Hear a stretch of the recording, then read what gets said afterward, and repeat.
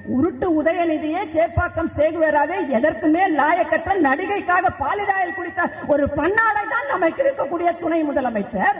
அவருக்கே அந்த அளவுக்கு மரியாதை, அந்த பதவிக்குத்தான் மரியாதை. உதயநிதிக்கு எந்த தகுதியும் கிடையாது துணை முதல்வராக இருப்பதற்கு.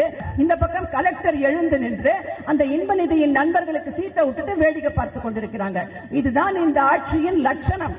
IAS படிச்சு அவ்வளவு கஷ்டப்பட்டெல்லாம் அமைச்சர் நமக்கு சல்யூட் அடிக்கணும்னு அவசியம் இல்ல. எப்படியாவது கஷ்டப்பட்டு இன்ப நிதிக்கு ஃப்ரெண்ட் ஆயிட்டா போதும், கலெக்டரே எழுந்து நமக்கு சல்யூட் அடிப்பாங்க அப்படின்றதுதான் இன்றைக்கு இருக்கக்கூடிய நிலைமை.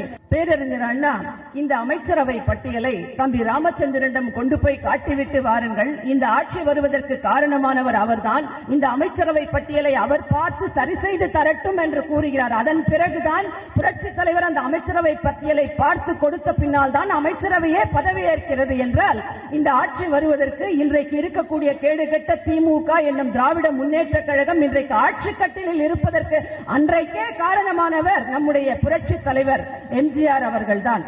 நம்முடைய பேரறிஞர் அண்ணா அவர்கள் கடமை, கண்ணியம், கட்டுப்பாடு என்று ஆரம்பித்த அந்த திராவிட முன்னேற்ற கழகம் இன்றைக்கு கமிஷன், கலெக்ஷன், கரப்ஷன் என்று சுயமரியாதை இயக்கமாக அண்ணா ஆரம்பித்த இயக்கம் இன்றைக்கு சுயமரியாதையை இன்ப நிதியின் பாதங்களில் தேடிக்கொண்டிருப்பதுதான் இன்றைக்கு இருக்கின்ற கேடுகெட்ட வரலாறு திமுகவினுடைய வரலாறு.